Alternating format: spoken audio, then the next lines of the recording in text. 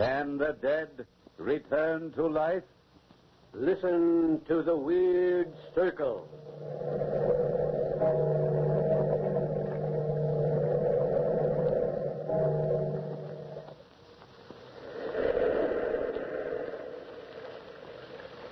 The Weird Circle. In this cave by the restless sea, we are met to call from out the past stories strange and weird.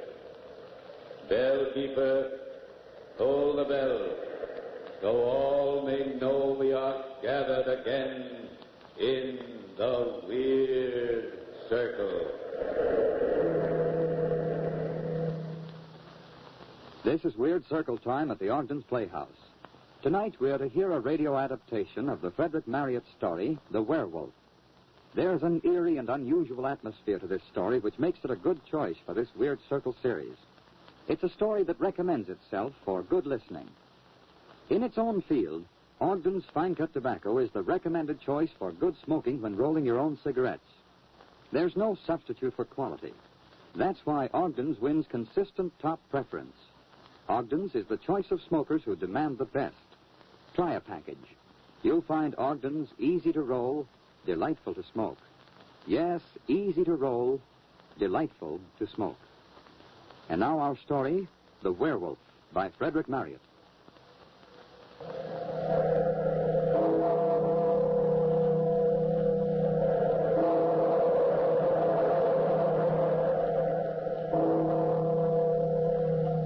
Out of the past, phantoms of a world gone by speak again the immortal tale, the werewolf.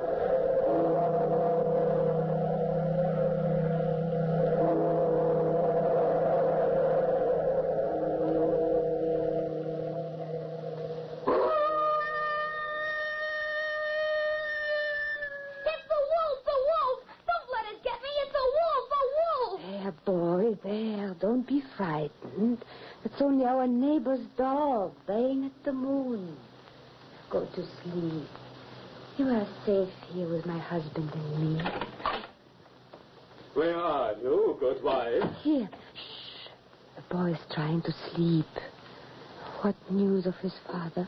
Peace to his soul. He was raving mad by the time I got him to the hospital. It was brain fever.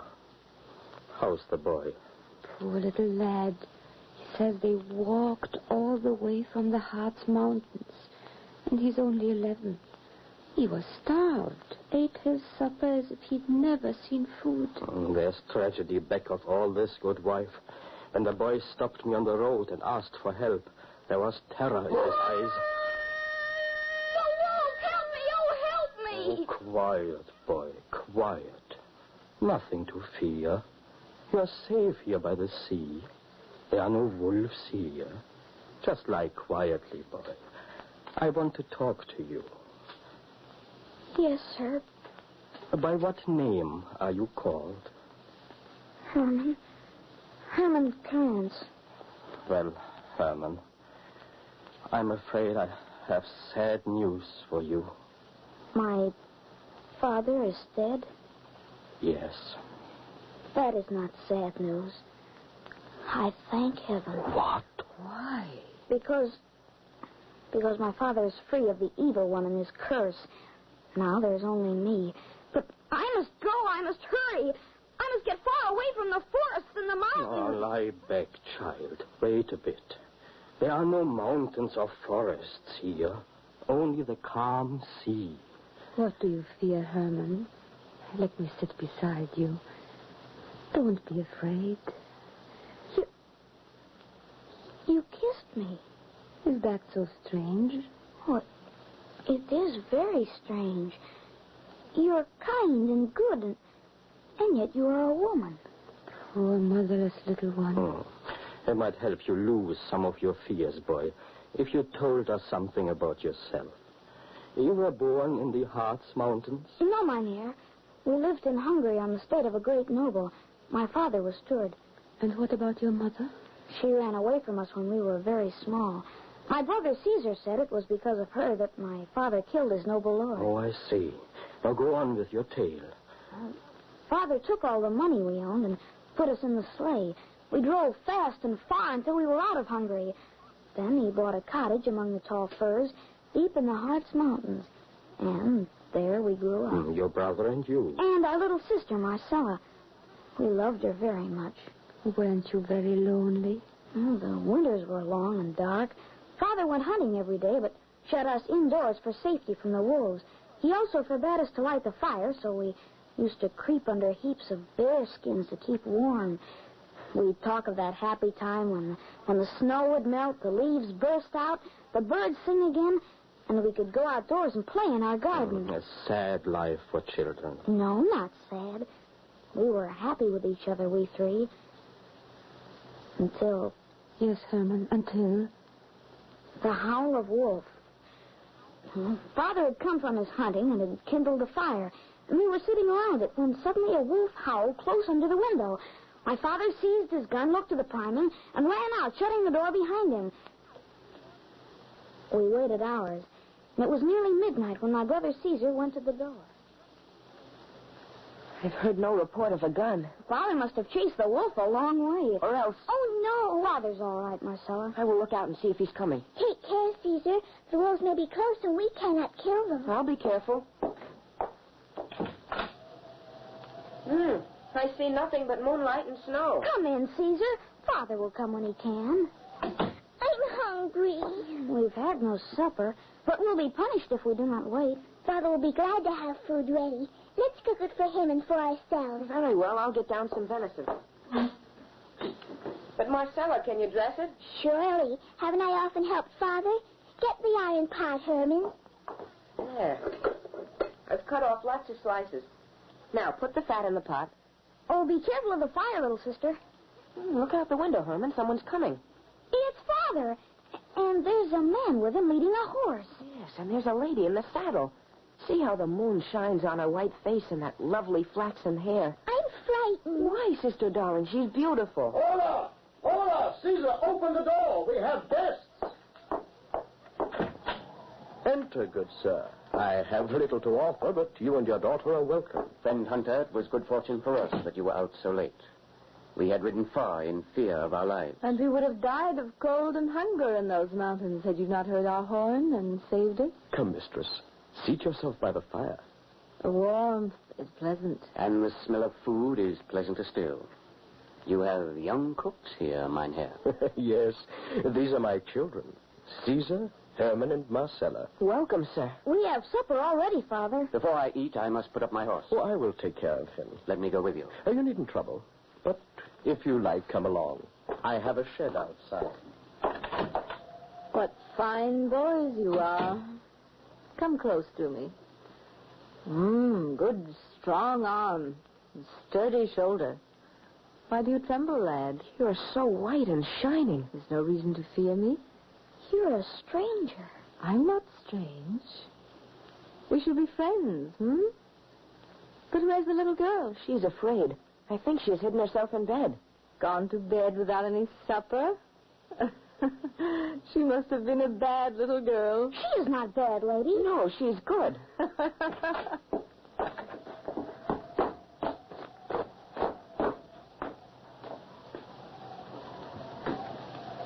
You say you were lured away by a large white wolf which howled at this very window? Yes, I saw it about 30 yards off.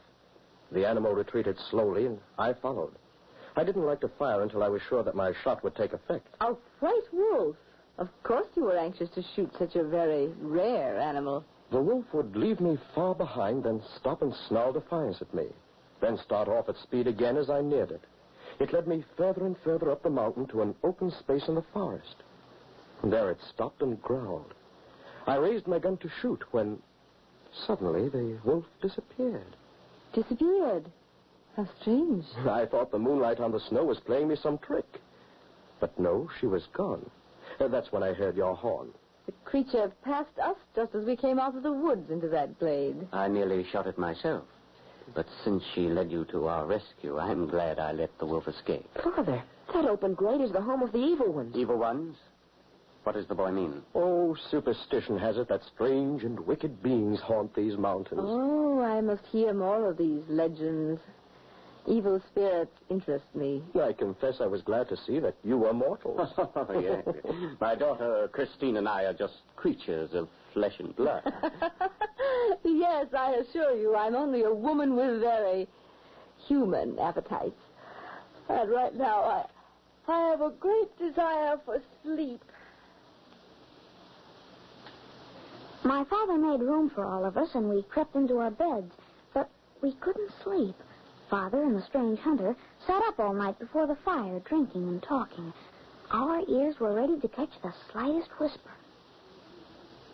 You say you come from Hungary? Even so, mynheer. I served a noble house, but my master was cruel. It ended in my giving him a few inches of my hunting knife. So we fled for our lives. Well, we are countrymen then, and brothers in misfortune. I, too, have fled for my life. Your name, man? Krantz. What? Krantz? I have heard your story. I am your kinsman, Wilfred of Bonsdorf. Well, a toast then to welcome you, cousin. You and your daughter must stay here as long as you choose. So the huntsman and his daughter Christine stayed on in the cottage. The two men hunted each day, and Christine stayed with us and did the household duties. Father was becoming very attentive to Christine. They would often sit up at night talking in low tones before the fire. Then, several weeks later, we learned that Father had asked Christine in marriage. You may take my child, Krantz, and my blessing with her. I will duly value her. But there is no priest in this wild country. Well, there must be some ceremony between you to satisfy your father. Will you both consent that I marry you after my own fashion? I will. I will. Then take her by the hand and swear. I swear. By all the spirits of the Hartz Mountain. Nay, why not by heaven? Because it is not my humor. Surely you will not thwart me. Yes, but why swear by that in which I do not believe? Father, no, please don't marry her. Be still, Marcella. This is scarcely any affair of yours, child. Well, will you be married, or shall I take my daughter away with me? Proceed. Here is the oath, writ out on this parchment. Read it. And swear. By all the spirits of the Hartz Mountains, I take Christine for my wedded wife. I will ever cherish and love her. My hand shall never be raised to harm her. And if I fail in this my vow, may all the vengeance of the spirits fall upon me and upon my children. May they perish by the vulture or by the beasts of the forest. Why, this is horrible. I can't. Swear. All this I swear. Father. Strange behavior from your children, my husband, on our wedding night. Stop crying, Marcella. I'm sorry, Christine. Never mind, my dear husband. I'm not angry. But from now on, the children are my concern. They shall obey me. And I shall love the little darlings.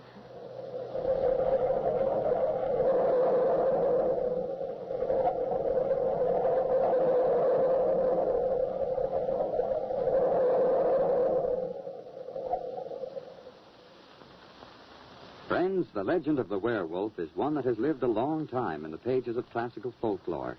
Many of you are familiar with the legend, and no doubt many of you have a preconceived idea of what comprises the climax to tonight's Weird Circle story. Roll-your-own cigarette smokers everywhere know that there isn't any legend to the story of smoking satisfaction when your choice of tobacco is Ogden's Fine Cut, and you know what to expect every time you light a cigarette rolled with Ogden's. You're certain there can be only one result: complete smoking enjoyment. There's a smooth goodness to Ogden's, a distinctive taste and uniform quality that makes Ogden's, O-G-D-E-N''S, Ogden's Fine Cut Tobacco, the leading choice of people everywhere, discerning roll-your-own cigarette smokers who insist on the very best. Try Ogden's and you're sure of top-flight smoking satisfaction. You'll agree that Ogden's is easy to roll, delightful to smoke. Yes, easy to roll, delightful to smoke. And now back to our story. Krantz, a fugitive from Hungarian cruelty, had fled with his small children, Caesar, Herman, and Marcella, to a rude hut deep in the Harz Mountains. One winter night, while pursuing a white wolf, Krantz is hailed by a stranger and his beautiful daughter, Christine, who were lost in the mountains. He invites them to his humble home, and being glad for the good company he thinks they will be, he begs them to stay on as his guests for as long as they choose. In the days that follow, Krantz falls in love with the beautiful Christine, and though his little daughter cries out in fearful premonition of things to come, he marries her in a strange pagan ceremony.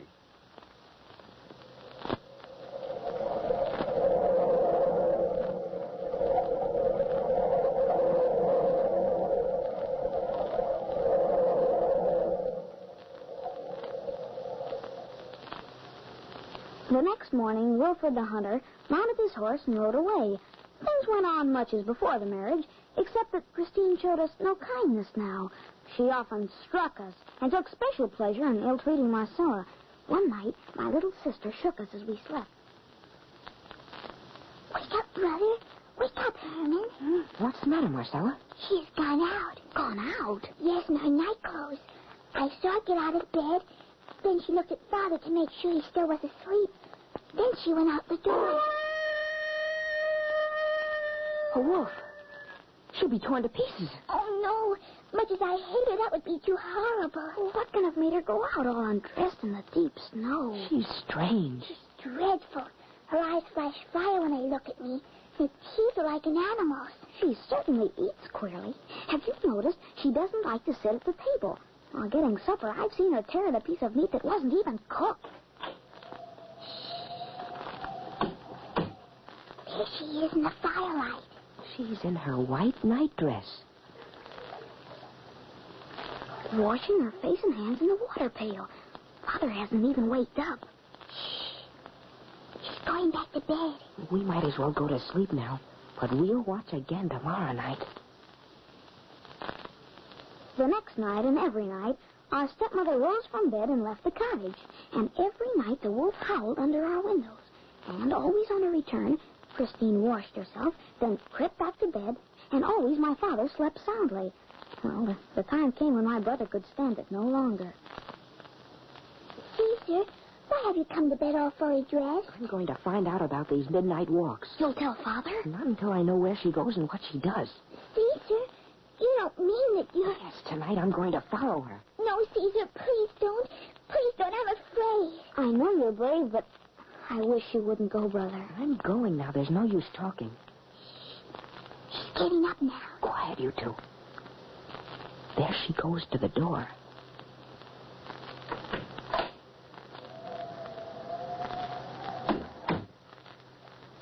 Be careful, Caesar. Be careful.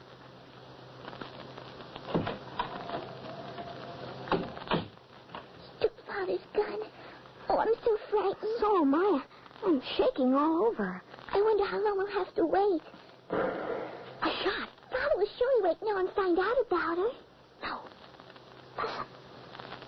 He's still asleep. Someone's coming. Oh, I hope. It's not Caesar. It's Christine. Shh. Look at her. Marcella, her dress is all covered with blood. Now, what's she doing? Huh? Who's there? Lie still, dearest. It's only me. Oh. I'm just relighting the fire to warm some water. Hurry back, Christine mine. You should be asleep at this time of night. We watched our stepmother change her linen and burn the garments. Her leg was bleeding. She bandaged it and sat before the fire. But where was Caesar? And how did Christine get the wound unless from his gun? Oh, trembling in our bed, we waited. Waited till dawn. Father awoke. Father? What is it, Herman? Father, where's my brother Caesar? What do you mean, son? Oh, he went out in the night. Marcella and I waited for him. He's not come back. Merciful heaven. I was restless last night and thought I heard someone lift the latch. Dear me, husband, what has become of your gun? My gun? But, great heaven, it's gone. Caesar took it. Herman, get me the broadaxe. I'm going to find Caesar.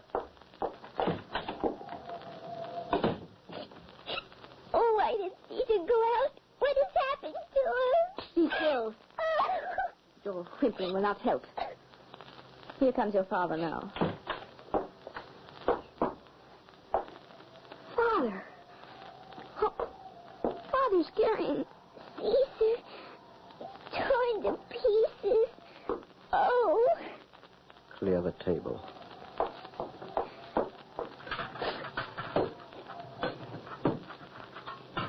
There. The body of my oldest son. Quiet, children. Herman, open the door. Husband, your boy must have taken the gun to shoot a wolf. The animal must have been too powerful for him. Poor boy. At that terrible moment, I wanted to tell Father all we knew, but Marcella held my arm and looked so imploringly at me that I kept silent. She and I were sure that Christine had some connection with our brother's death.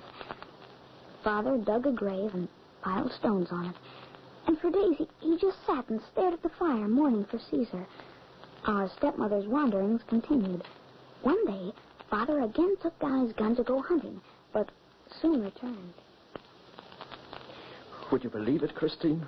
The wolves, perdition to the whole breed, have dug up the body of my poor boy, and there's nothing left of him but bones. Indeed. Then you must build a new grave. Father, a wolf howls under our window every night. Well, what? Why didn't you tell me? Wake me the next time you hear it. I'll get that wolf. Have you not yet learned that it is safest to leave wolves alone? Why, Christine, your eyes are wild, and you're almost snarling at me. But I'm so afraid for you, dear husband. We never heard the wolf howl under our window again. Well, when at last spring came, and I helped my father with our small farm, Marcella was always with us, for we couldn't bear to have her out of our sight. Our stepmother stopped going out on her nightly rambles. One day, she came out to us and said she was going to collect some herbs Father wanted, and that Marcella must go to the cottage to watch the dinner. Well, Marcella obeyed, and we saw my stepmother disappear into the forest in the opposite direction, so felt no danger for my little sister. But about an hour later... Marcella! She's by herself! Run, Herman, run! Great heaven. Look, the white wolf. Slinking out of our cottage. Kill her, Father! I have no gun. We're too late. It's gone. Oh, my little Marcella. The wolf has hurt her terribly. She's bleeding, Father. She's dying. Marcella.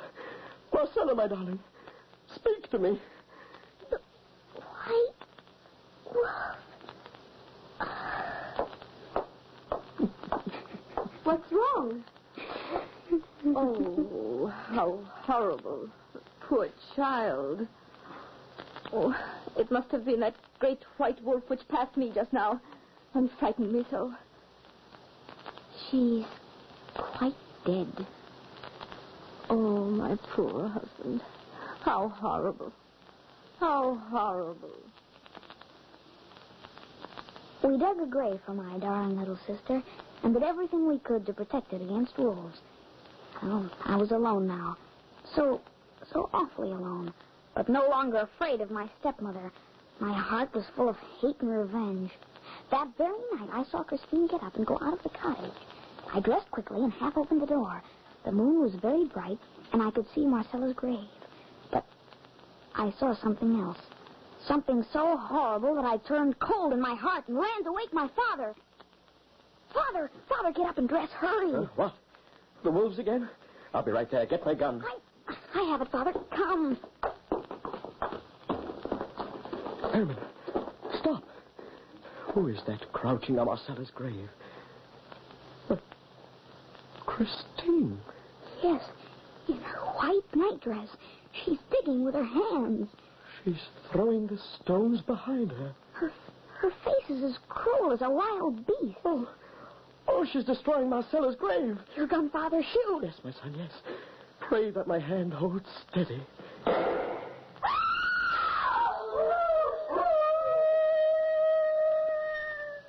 Heaven forgive me. I have killed my beautiful Christine. No. No, look, Father. The body on Marcella's grave. The body you've killed is not my stepmother. It's not Christine. No. No, it's the white wolf. The white wolf which lured me into the forest. The white wolf that killed my children. Oh, I see it all now. My oath. My oath to the spirits of the Heart's Mountain. Spirits of the Heart's Mountain. I take Christine for my wedded wife. I will ever cherish and love her. My hand shall never be raised to harm her. And if I fail in this my vow, may all the vengeance of the spirits fall upon me and upon my children. May they perish by the vulture or by the beasts of the forest. Poor fool mortal who had a werewolf. Your beautiful Christine, a werewolf. A werewolf. Stop, demon, stop! I shall go mad. Come, my son, my little Herman. You at least may escape this awful curse. We must flee for our lives, away from these evil forests, to the sea. There you'll be safe, my son. There you will be safe.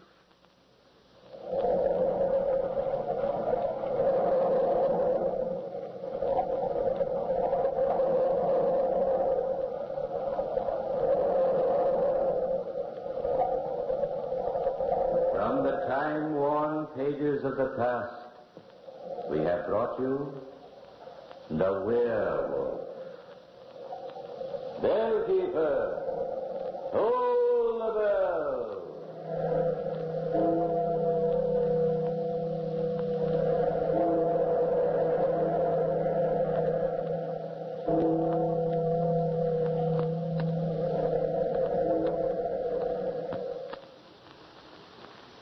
There will be another Weird Circle presentation at the Ogden's Playhouse next week at this same time.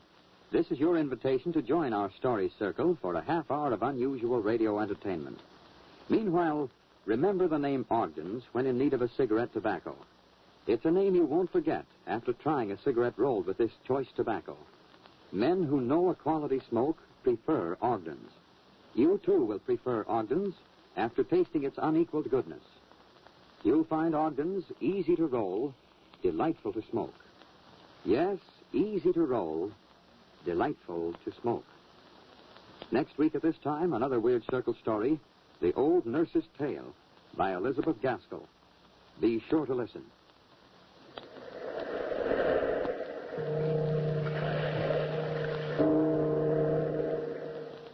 If you smoke a pipe, try Ogden's Cut Plug. It's a rich, smooth pipe tobacco.